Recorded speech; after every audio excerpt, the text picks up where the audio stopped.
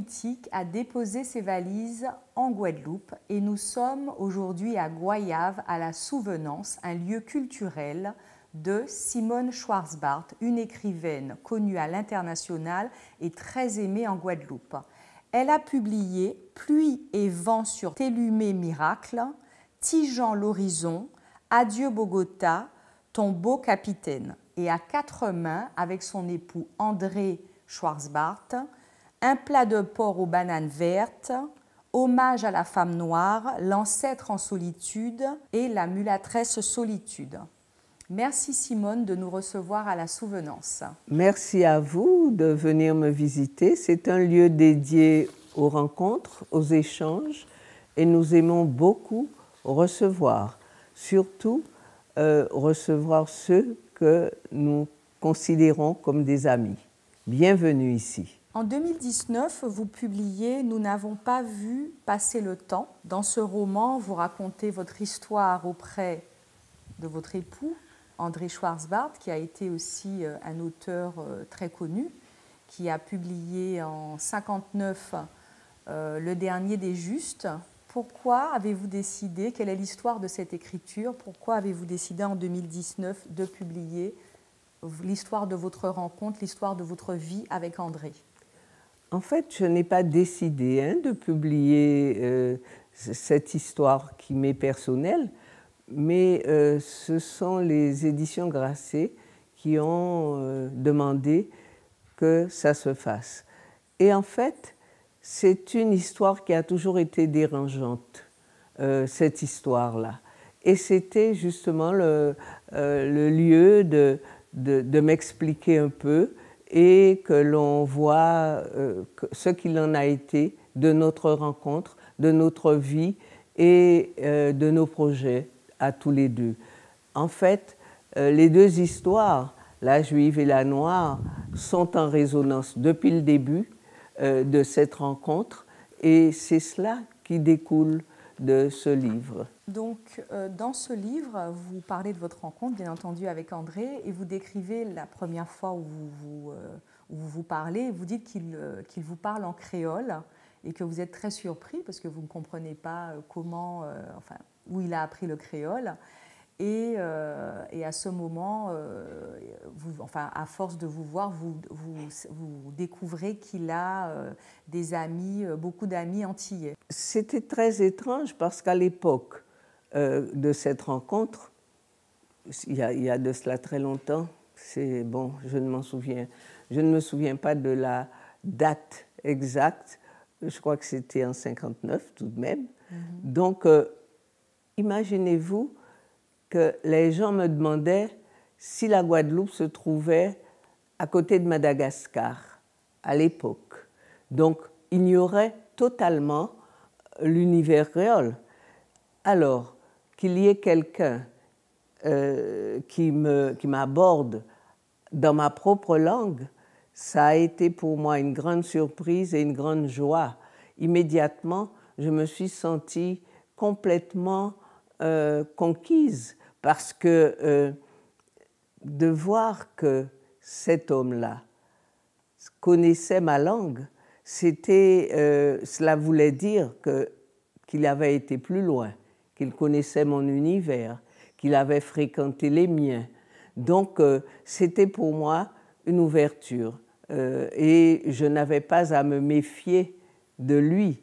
Donc, parce qu'en ce temps-là, les parents disaient toujours aux jeunes filles méfiez-vous des rencontres, ne parlez pas aux gens que vous allez rencontrer parce qu'il faut vous méfier ici, tout est danger. Donc, il ne m'a pas apparu comme un danger, bien au contraire.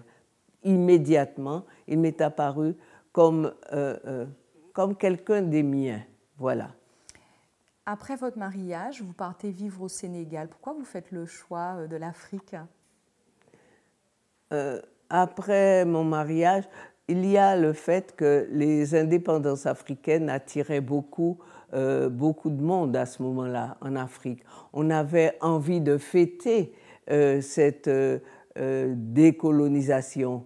On avait envie de se trouver au cœur même de cette action qui était en train de se faire. Enfin, les Africains qui étaient à la tête, aux commandes de leur État. C'était quelque chose d'extraordinaire et beaucoup d'entre nous ont voulu rejoindre l'Afrique. Donc, c'est pour cela que nous nous sommes retrouvés au Sénégal, mais aussi parce que je voulais que mon premier fils naisse en Afrique.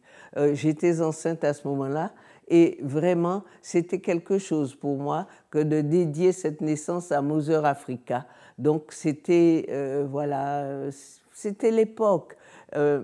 Voilà, c'est ainsi que nous nous sommes retrouvés à Dakar. Par ailleurs, il est bien certain qu'André avait commencé l'écriture de ce cycle antillais qui commençait justement par cette mulâtresse Solitude qui avait ses ancêtres en Casamance, donc à Dakar, et c'est ainsi que, voilà, on s'est retrouvés là-bas.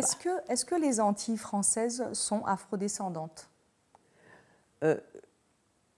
Est-ce que la population est afrodescendante? La population de nos contrées est afrodescendante pour partie, et pour partie est hindoue, indienne hindoue, pour partie est aussi caribéenne, c'est-à-dire que les Indiens, les premiers habitants de ces contrées, qui étaient des Indiens, Caraïbes, Arawak, Aninago, bon, et j'en passe, eh bien, ces populations étaient là, elles ont fait souche. Il y a des Antillais qui se sont mélangés à ces premiers hommes.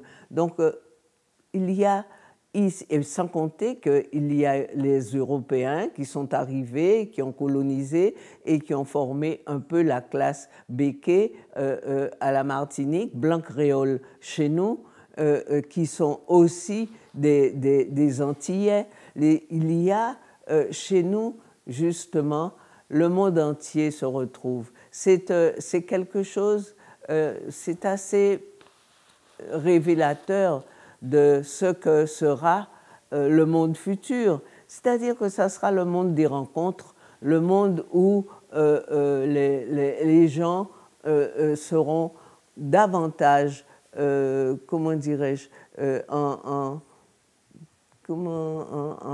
en vécu, ils auront davantage de souvenirs, si vous voulez. Et ça sera un mode de vie qui sera nouveau. C'est cela la créolité, c'est la nouveauté, c'est un nouveau monde. Et c'est un monde de la rencontre, c'est un monde de l'ailleurs, c'est un monde qui présage de ce que sera le monde futur, c'est-à-dire que tout sera mélangé pour former un troisième terme. Quel avis avez-vous sur le discours communautaire qui existe aujourd'hui en Hexagone dans les médias? Ma communauté, à moi, c'est la communauté humaine. Ce sont les hommes de toute nationalité, de toute culture, de toute couleur. J'aime les hommes. Les hommes vivent exactement le même destin partout. Et à l'heure actuelle, avec le coronavirus, avec ce virus qui pollue l'humanité entière, on voit bien qu'ils ne choisissent pas les noirs, les verts ou les jaunes. C'est les hommes, ce sont les hommes qui sont atteints et non pas les noirs ou les verts. Il s'agit des hommes tout simplement. Les gens qui nous regardent, nous ne sommes pas, comment dirais-je, responsables des regards ou de l'appréciation que les gens portent sur nous. Nous sommes responsables de notre personne et de ce que nous donnons à voir au monde en tant que, justement, en tant qu'héritier de cette Afrique immatérielle, de ce que nous portons en nous depuis le début. D'ailleurs, tous les hommes descendent de Lucie, tous les hommes descendent de l'Afrique. Donc, les communautés, pour moi, c'est quelque chose que je ne conçois pas, en tout cas. Quand, avec votre époux André Schwarzbart, vous décidez de sortir les 6 volumes sur les 6 volumes encyclopédiques d'hommage à la femme, femme noire, est-ce un acte politique? Est-ce que là, vous posez un acte politique avec lui quand vous décidez de faire ça? Tout est politique. C'est une politique que nous faisons à notre façon. Nous proposons quelque chose comment dire, qui nous intéresse et qui apporte quelque chose. Cette encyclopédie, elle provient d'un manque. C'est un manque d'ancêtres criant que cette communauté ressent. Nous avons besoin aussi pour nous construire, pour nous montrer au monde, nous avons besoin d'exemples qui soient exaltants et qui nous montrent que depuis les temps les plus reculés, les femmes noires ont toujours été, ont toujours eu des personnages exemplaires, des reines africaines qui ont conquis des royaumes, des reines africaines qui ont lutté contre le colonialisme, des prophétesses, également des femmes pharaons, la reine Tihi qui a donné naissance à Akhenaton était une femme noire et toutes ces femmes-là ont été oubliées, ont été sorties de l'histoire humaine. Il s'agit justement, avec cet hommage-là, de les raccrocher à l'histoire universelle des hommes sur la Terre et des femmes sur la Terre surtout. Voilà. Que pensez-vous de la politique culturelle en Guadeloupe? Existe-t-elle? Je ne sais pas. Je pense que la culture est un petit peu le parent pauvre. Cependant, il y a tellement d'événements culturels, mais qui ne sont pas fédérés. C'est-à-dire que beaucoup font, mais chacun dans son coin, chacun quelque part. Nous n'avons pas l'idée de ce que ça représenterait comme justement, comme culture d'un peuple si nous nous rassemblions et si nous présentions ensemble musique, cinéma, littérature, théâtre, peinture. Il y a des peintres extraordinaires en Guadeloupe. Il y a des musiciens fabuleux. Notre musique est reprise maintenant. Par exemple, en Hongrie, il y a un orchestre de petits Hongrois, peut-être métropolitains, en tout cas de personnes blanches, qui tous les samedis jouent de notre musique antillaise. Avez-vous l'impression que les médias de l'Hexagone s'intéressent à la culture antillaise, on va dire aux écrivains, aux artistes peintres? Est-ce qu'ils sont invités dans les médias hexagonaux? Nous ne sommes pas suffisamment représentés par rapport à tout ce que nous emmenons. C'est à l'occasion, par exemple, c'est à l'occasion des Jeux olympiques. Avec les athlètes que nous présentons et qui font des performances, là, on entend vraiment parler, vanter, etc. Mais la culture, la littérature, la culture, le théâtre, le cinéma. Ben voilà, du tout, la culture n'est pas du tout assez représentée et quand elle est représentée, elle n'est pas, on ne lui donne pas toute sa valeur parce qu'on n'invite pas les par exemple, les écrivains ou les journalistes qui pourraient parler de nos cultures, on ne les invite pas à présenter convenablement ces courants littéraires, comme la courants créolité, littéraires, l'ancialité, mais oui, la négritude. Ces musiques-là aussi, également, il a fallu qu'il y ait Cassave, mais il y a vraiment une musique antillaise, comme je dis, qui en ce moment a autant comment dirais-je, de réception dans le monde que la musique brésilienne, par exemple. Les gens commencent à vraiment apprécier tout cela, tout ce qu'on a fait, mais il en a fallu des années et des années. Et il y en a fallu des gens qui se sont sacrifiés et qui n'ont jamais eu quelques retours sur leurs efforts et sur leur présentation.